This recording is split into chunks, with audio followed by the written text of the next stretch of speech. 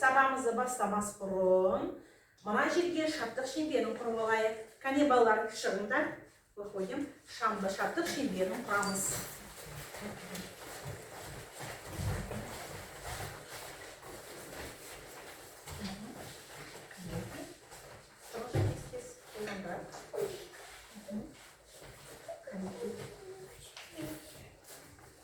Балалар, таңертең көбелек оянды, тартылды,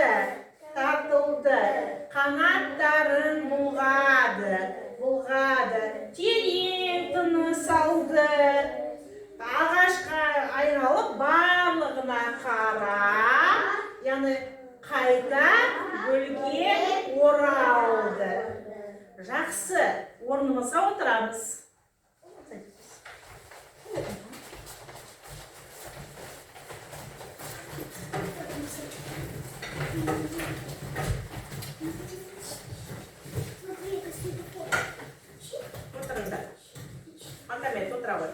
Ал балалар, біз өткен сабақта сіздермен мен алма жеймін тақырыбын өткен болатынбыз, мен алма жеймін.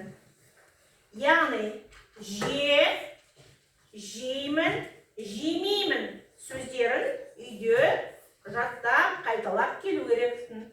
Одан кейінгі бізге тағы да суреттерді сөйлету әдісі бойынша қазір біз сіздермен балалар үй тапсырмасын қайталаймыз. Мысалы, мына жерде сен не жейсің сұрағы. Сен не жейсің? Мен, яғни жеймін дедік. Я ем. Мен жемеймін. Я не ем. То есть, мына жерде балалар, сіздер нені жақсы көріп жейсіздер, нені жақсы көріп жемейтіндеріңді білдіріп, қазір мына жерде шашырамды суреттер жатыр. Осы суреттердің арасынан бір суретті алып, мына жерде біз сөйлем құрастырамыз. Сөздерді сөйлетеміз. Қанеке, қаншайым шыға ғой тақтаға.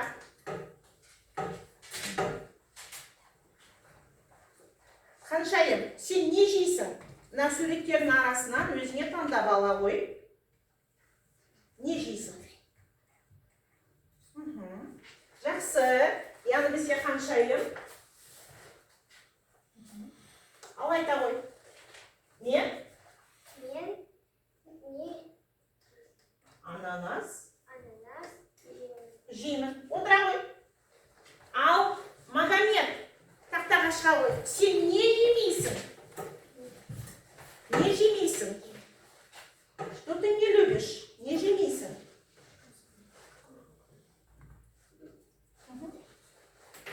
Шабы. Ала ғой, шабыстыра ғой.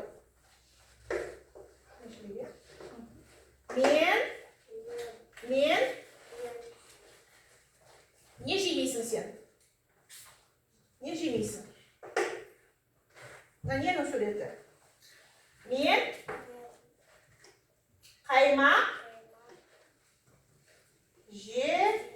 Жемеймін. Отыра ғой. Жақсы. Ал енді балалар, сен не ішесің дейді? Сен не ішесің? Шыға ғой, Ганеки, Алиса. Теперь сен не ішесің? Я люблю пить. Не ішесің?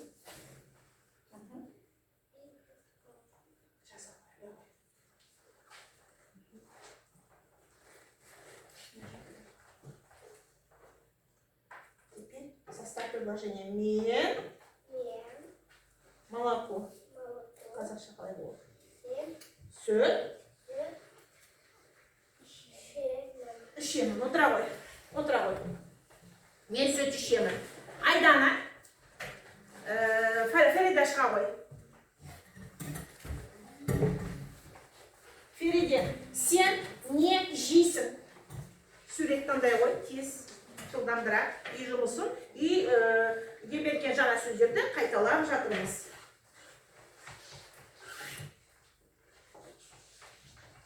Я. Ножи встал. Я. Қанеке? На. Естественно.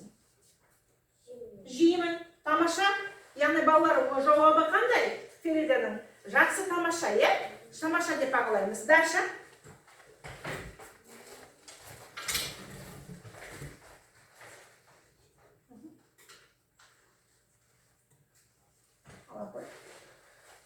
Қай жерге қоймақпыз?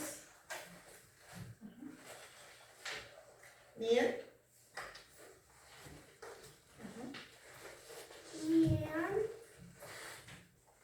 Морковь. Сәбіз.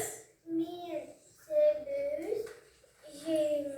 Тамаша, балалар жауабы. Өте жақсы. Айдана, шыға қой, жылдамдырақ.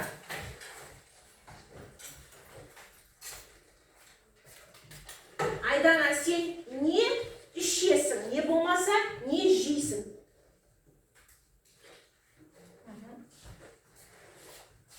Мына жерге келе ғой. Ал, жабыстыра ғой. Енді құрастырам. Мен сарымсақ жемеймін. Жақсы, отырыңдар. Тамаша. Жауаптарым балалар балықтарының қанағаттандырып алдық. Өте жақсы. Яғни біз оны бас бармақпен бағаладық, Өте жақсы. Енді балалар олай болатын болса, қазір мен сіздерге мына суреттерді көрсетемін. Сіздер маған айтыңыздар, бұл ненің сурет екенін. Мынау ненің суреті? Нан. Мынау келесі сурет ненің суреті? Сүт. Келесі суретіміз ненің суреті? Шай.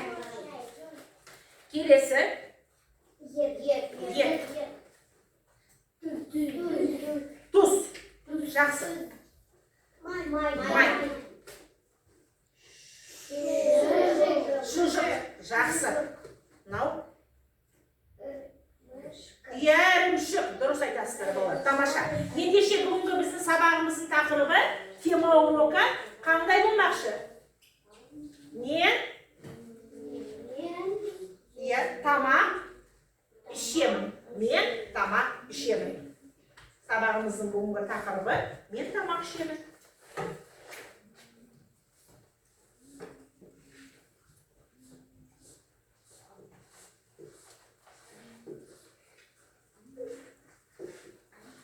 Тамаша.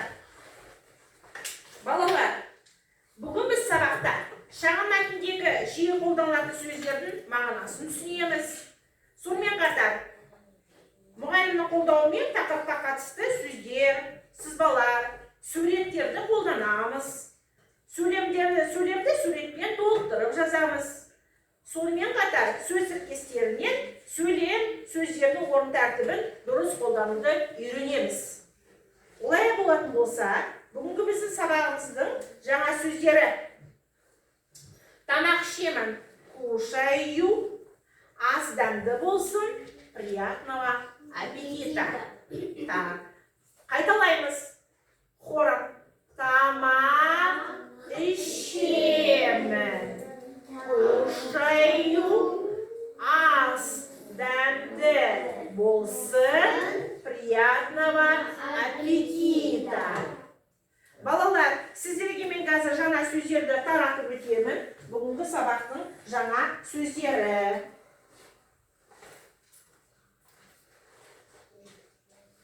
Яғни тағы да бір рет қайталап қазір үйде жаттап келеміз.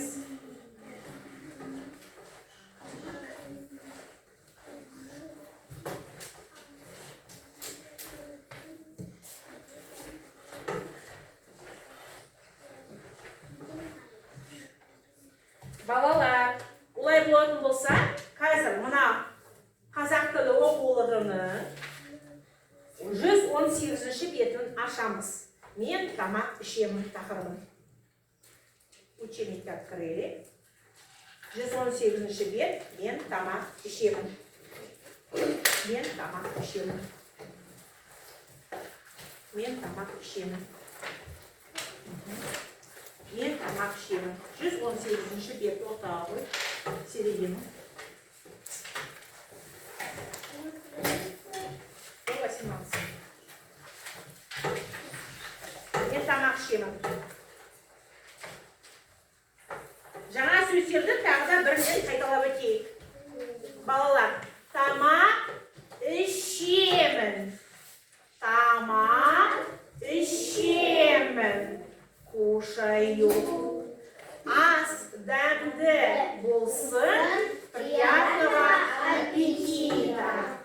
Тамаша. Енді балалар, мына есте сақтаға назар аударайық. Есте сақта. Мен жеймін, сен жейсің, сіз жейсіз, ол жейді. Енді балалар, яғни мен жемеймін, сен жемейсің, сіз жемейсіз, ол жемейді. Жақсы. Балалар, мен сіздерге қазір мына жерде, яғни көптеген суреттерді көрсетемін. Сіздер таныс болсаңыздар қайталап отырамыз, иә? Сіздерге мен не көрсетіп тұрмын, балалар? Қандай сурет? Нені суреті? Жүзім, виноград, таңқурай, малина, құлпынай, клубника. Жақсы. Қарақат, смородина, шие, вишня, алхоры, слива, алмұрт, груша, лимон, алма, яблоко, сәбіз, морковь, картофель, яғни пияз, лук, сарымсақ, чеснок, қызанақ, помидор, қияр, огурец. Тамаша. Сонымен қатар, балалар, біз осы сөздігімізді әрі қарай сіздерге толықтырамыз. Бүгінгі тақырыпқа байланысты. Яғни, сіздердің алдарыңызда ірімшік, яғни сыр. Келесі шұжық, яғни колбаса. Жақсы.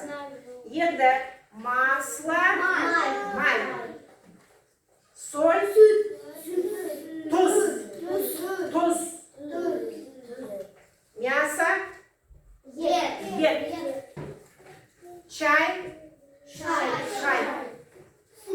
молоко, сүт, хлеб, нан. Жақсы, өте жақсы. Қазір балалар, сіздерге бірінші тапсырма оқулық бойынша. Мен тамақ ішемін, яғни мен не ішемін, яғни сен не істейсің деген сұраққа жауап береміз, балалар. Мен тамақ ішемін, сен не істейсің? Мен тамақ ішемін.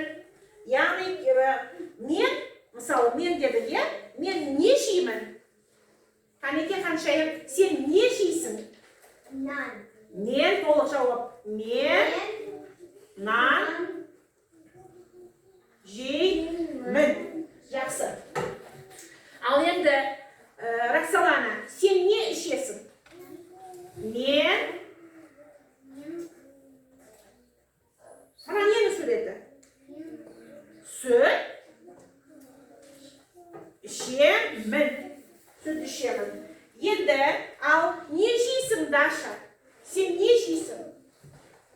Правой. Не жейсің? Мен мына нені суреті?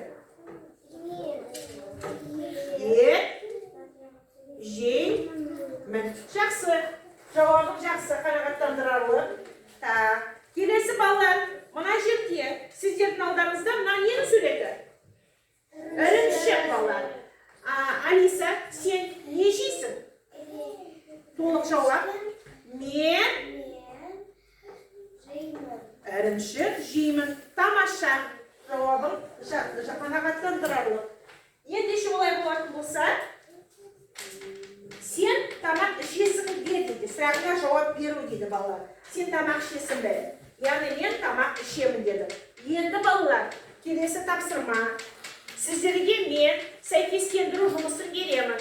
Яғни сен не істейсің, сен не жейсің, сен не ішесің жауабына жауап беру. Яғни, эти вопросы нужно соотнести, сәйкестендіру жұмысы.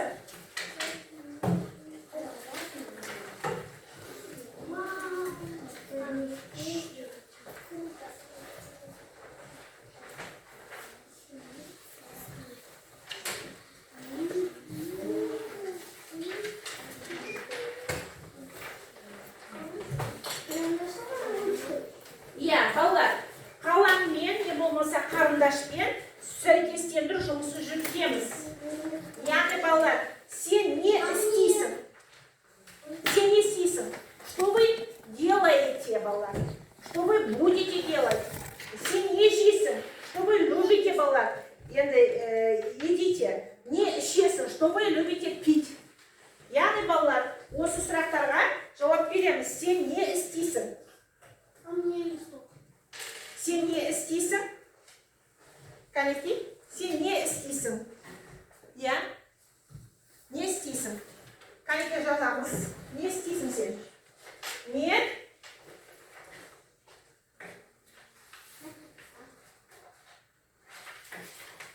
Мен тамақ ішемін. Келесі. Сен не жейсің? Мен қияр жеймін. Келесі, сен не істейсің?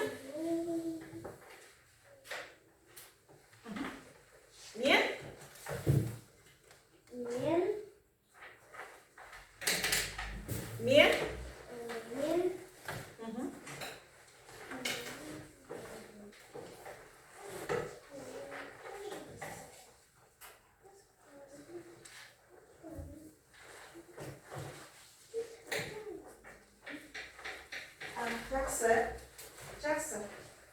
Қанекей балалар, жұмыстарымызды аяқтадық па? Кім болды? Болсақ қолымызды көтереміз. Айдана болды дейді. Қаншайым болды екен? Айдана мен қаншайым шыға ғой? Бері қарай шығамыз тақтаға. Жұмысымызды аламыз өзімізбен. Работу с собой берем. Қанекей, мына жерге тұрыңыздар. Қазір біз бетпен-бет әдісі бойынша бір-бірімізге оқимыз. Сен оқи ғой, сұрақ вопрос задаешь. Сен не істейсің? Сен не істейсің?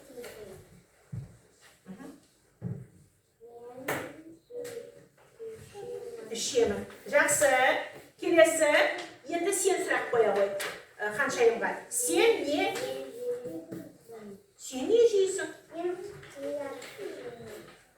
Тамаша. Балалар, жауаптары тамаша. Келесі, сен сұрақ қоя ғой, Кәнекей Айданаға. Қаншайым. Не ішесің? Жақсы. Яғни балалар бері қараймыз. Айдана мен Қаншайымның жауабын қалай бағалаймыз? Қанағаттандырарлық, өте жақсы, Отыра қойыңдар орындарыңызға. Келесі, Магомед шығады. Даша мен Магомед шыға ғой. Бет-бет әдісі бойынша Кәнекей жауаптарымызды тексеріп көрейік. Кәнекей, Даша бастай ғой. Вопрос, сұрақ қоя ғой. Сен не істейсің? Оқи ғой. Қане, сен не істейсің? Мен? Не істейсің? Тамақ? Қаттырақ. Ішемін. Енді сен Дашаға сұрақ қоя ғой. Сен не ішесің дейді Даша? Сен не ішесің? Өте жақсы, қанағаттандырарлық жауап. Отыра қойыңыздар орындарыңызға. Келесі, кім тақтаға шығады? Даша, Вера шығады. Вера мен Алиса шыға ғой.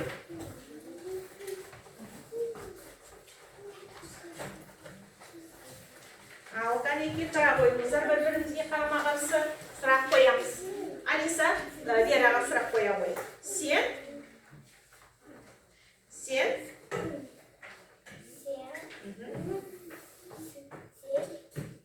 істейсің дейді. Не істейсің, Вера?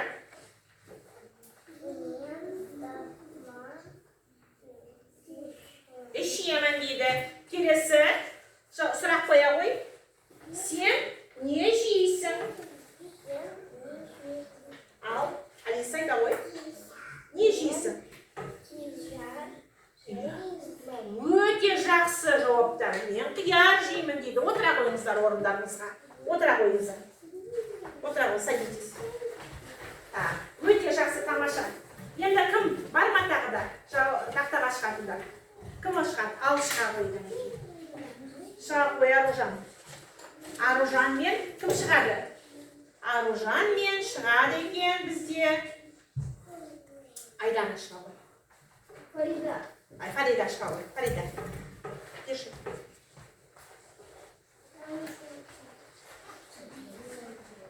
Фарида, оқи қой.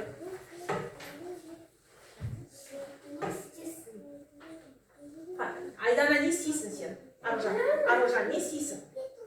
Қане, сен не істейсің мына жерде? Не істейсің? Мен? Тамақ.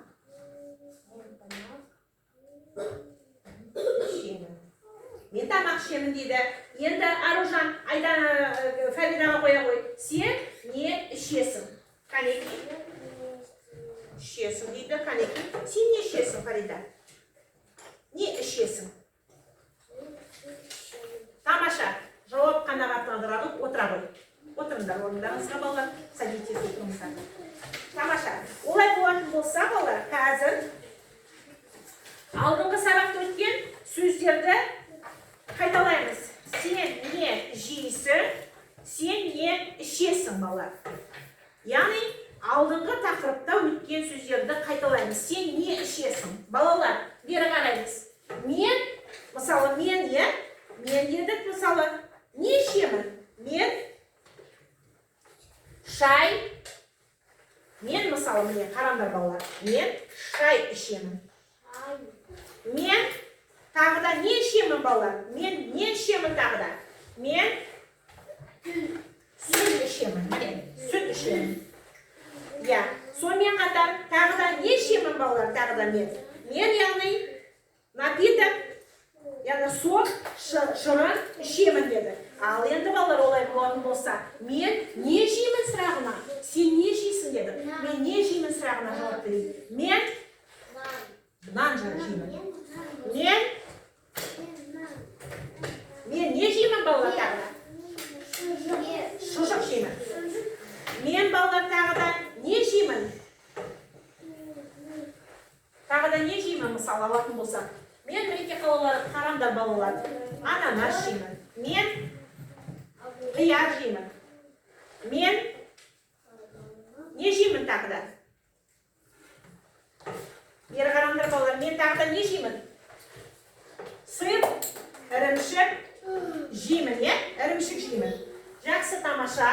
Одан кейін балалар біз айтатын болсақ, мен тағы не жеймін? Банан жеймін. Мен батон, нан жеймін. Мен алатын болсақ, яблоко, алма жеймін. Мен сыр, ірімшік жеймін. Мен колбаса, шұжық жеймін. Мен огурец, қияр жеймін. Мен задақ жеймін. Полный ответ, пол жауап. Мен сарымсақ, балалар не істейміз? Жеймін екен, дұрыс. Мен пияз жемеймін. Мен картоп жеймін. Мен сәбіз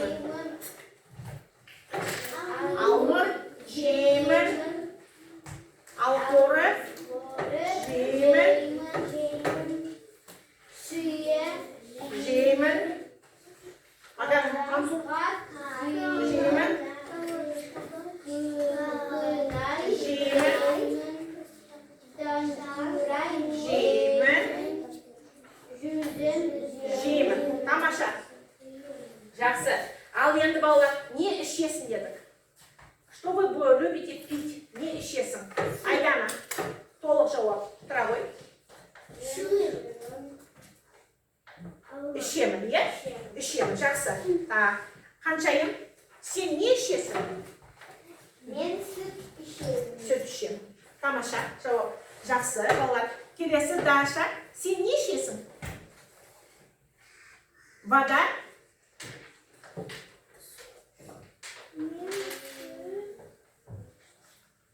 Ішемін. Жақсы, тамаша, жауап. Қанағаттандырарлық.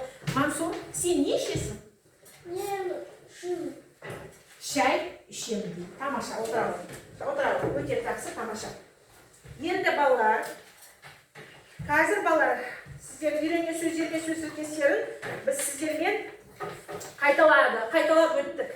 Енді ол айтылу болатын болса, қазір серілету сәтін өткізейік. Орнымыздан тұрамыз.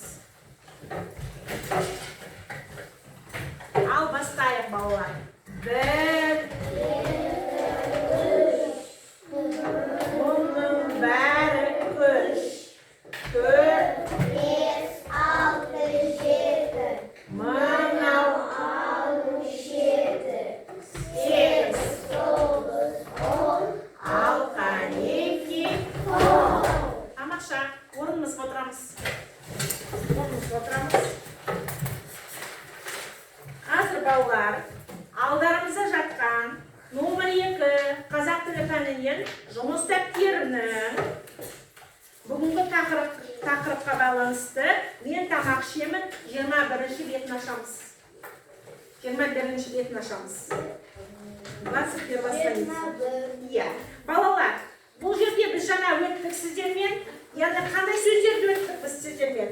Бірінші сөзіміз біздің қияр болды, иә? Қияр. Екінші сөзіміз біздің алмұрт. Үшінші сөзіміз біздің өрік екен.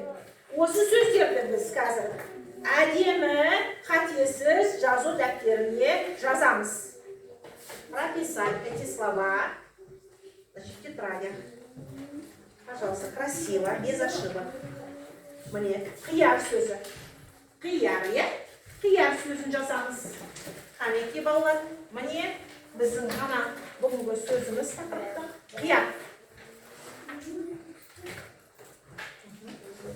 Қияр сөзін жазамыз.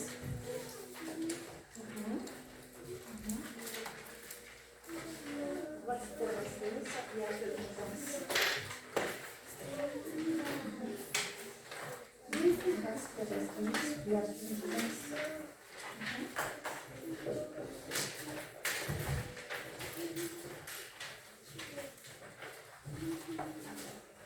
Екінші сөзіміз біздің балалар алмұрт. Екінші сөзіміз бүгінгі тақырыптың яғни бізде алмұрт. Міне алмұрт сөзі. Алмұрт. Алмұрт.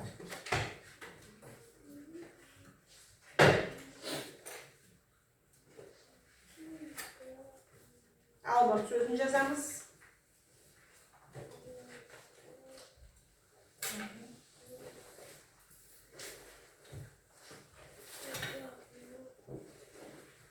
Алмұрт. Алмұрт, иә. Алмұрт сөзін жазамыз.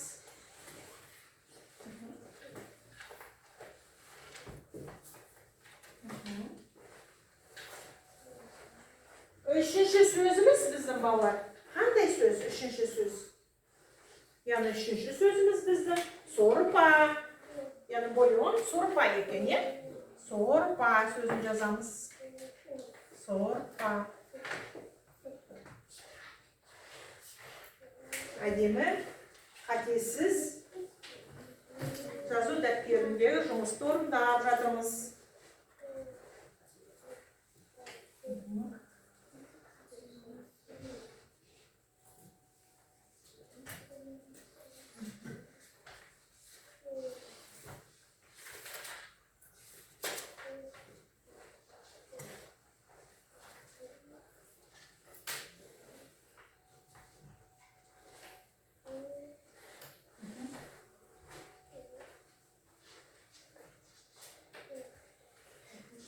Ondayız.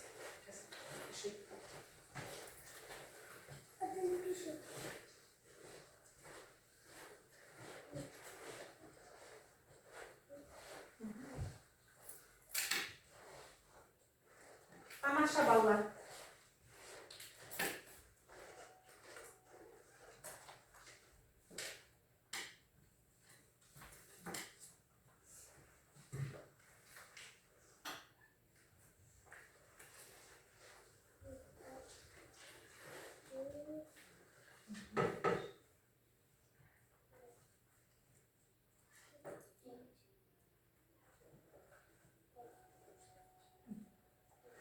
Қазір жазып болған балалар күтеміз. Басқа балалар әлі орындауда, иә?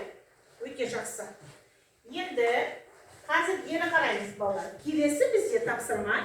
Сен тамақ ішесің бе дейді. Сен не жейсің, сен не ішесің дейді. Сұрақтарға жауап беріп, белгілейміз. Не жейсің? Бірінші столбикта балалар бізде сөздер. Яғни сен не жейсің дейді. Балалар, бері қараңдар. Назар аударамыз. Мына екінші тапсырмаға назар аударайық. Яғни сен не жейсің? Мына жерде балалар не жейтінін бойынша өзіміз түртіп аламыз, е? Яғни я люблю кушать, например, мен нан жеймін, мен алма жеймін, қияр жеймін, тағы басқа. Сен не ішесің? Что вы любите пить? Яғни тағы да түртіп аламыз. Яғни мен сүт, шырын, не болмаса шай, айран ішемін. Жақсы. Яғни бұл жерде жауапта балалар біз түртіп өзімізге жауап береміз. Мінекей. Осындай яғни белгілеуіміз керек.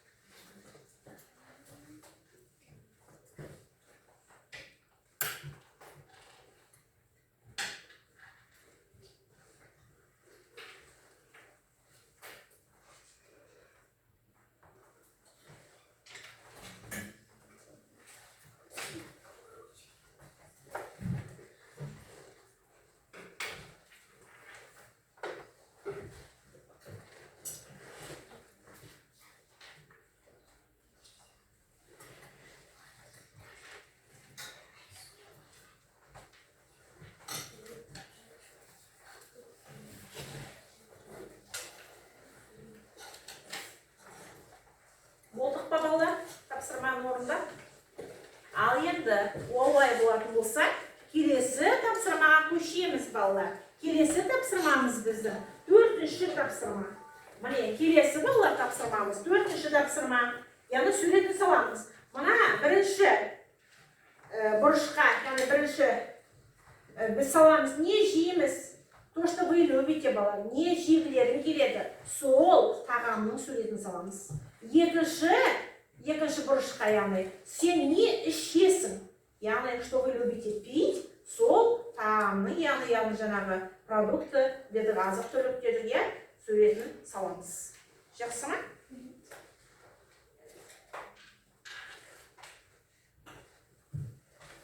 Начали говорить сурет. То, что вы любите. Кушать, пить. Значит, кушать, пить. Сурет.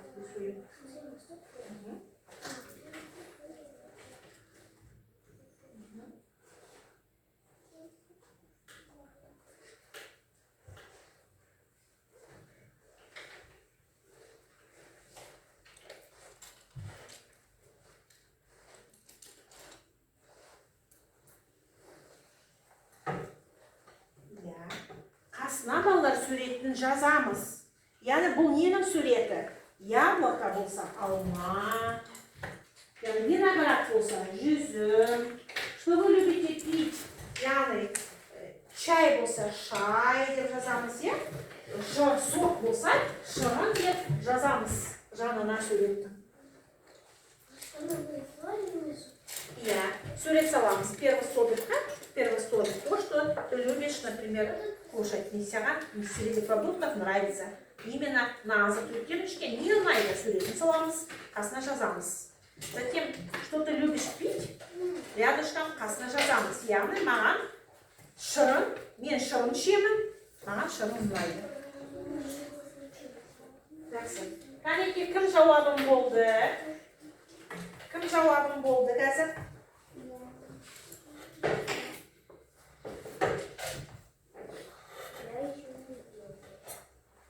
Кто закончил работу, пожалуйста. Кәнеке, кім жауабым болды? Қаншайым оқи қойшы, кәнеке? Үштайым оқи қойшы.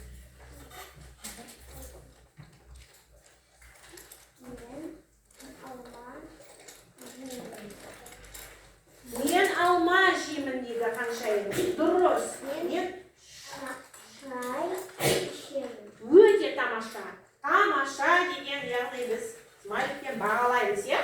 Яғни Ханшайымның жауабы өте тамаша. Келесі, тағы да кім болды бізде? Кім болды, кәнекей? Мынада сурет саламыз. Сен не жейсің? Продукты, что ты любишь рисовать? Рисуем. И что ты любишь пить? Не жақсы көресің? Нені? Мына жерде нені суретін жақсы көресің? Нан болса жазасың, нан деп. Нені жақсы көресің ішуге? Шырын болса шырын. Бұлғандырақ бізде Ханшайым ғана жұмысын жасап болды. Өте жақсы Вадим, кәнекей оқи ғой. Сен не жейсің? Вадим? Молодец, жарайсың. Мен алма жеймін. Ал не ішесің? Шай ішемін дейді. Тамаша. Жауабы өте тамаша балалар. Вадимнің жауабы өте тамаша. Ал қанекей келесі. Тағы да кім орындап болды? Ал қанекей бері айта қойшы. Сен не ішесің? Полный ответ. Мен шырын ішемін. Смело говори. Өте жақсы, тамаша. Тамаша. Қанекей. Алиса, сен не жейсің? Орнынан тұра қой. Встань. И ответь мне на вопросы, да? Что ты любишь кушать? Мен, полный ответ. Мен, қазақша. Алма. Сосын. Қияр. Сосын. Хлеб. Нан. Ем, жеймін. Жеймін екен. Жарай. Я жақсы, қалда жақсы, жеткілікті жауабын қанағаттандыра алды. Ал енді Магомед, сен не жейсің? Не жейсің? Мына нені суреті салғаным? Мен, қияр жеймін дейді. Жақсы, тамаша, сурет салғысың. Тамаша. Ал енді тағы да кімнің жұмысы дайын? Аружан, айта қойшы, сен не жейсің? Аружан. Мен? Дұрыс. Виноград как будет? Виноград как будет?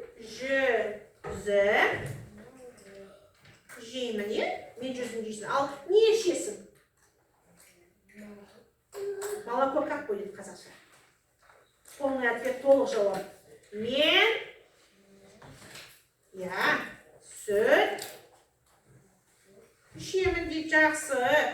Жарай, мен сүт ішемін дейді. Жауабымды қабылдаймыз. Ал келесі кім жауап береді бізге? Даша, орнымыздан тұра қой. Ал айта қой, сен не ішесің? Мен.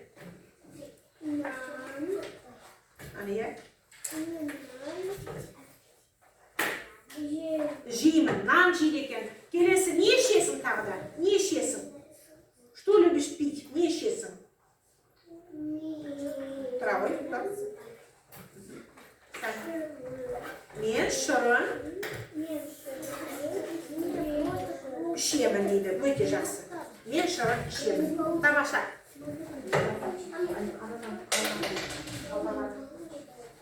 Өте жақсы балалар, тамаша. Енді олай болатын болса балалар, қазір дұрыс ойынын ойнап жүрейік. Балалар, бері қараңдар. Мен, мысалы, алмұрт жеймін дедік, бұл дұрыс жауап па? Это правильный ответ? Мен алмұрт жеймін.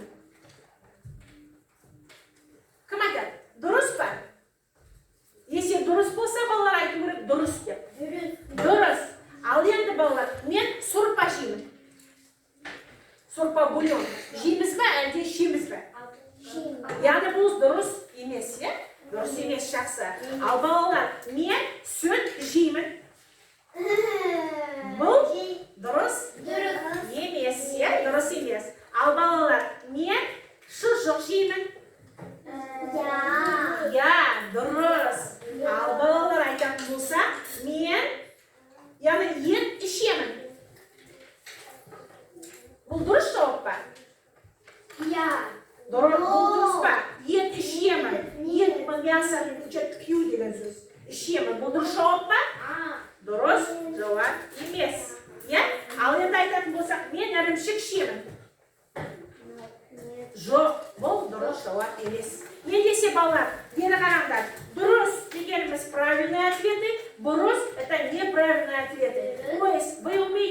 шай, аяғына ішемін және жеймін. Я пью, я ем. Мен жеймін, мен ішемін. Мен не жеймін? Қанеке, айтып өтеміз по одному слову. Бір сөзден. Мен не жеймін, Даша? По одному слову. Мен хлеб, нан жеймін. Отыра ғой. Мансур, мен не жеймін?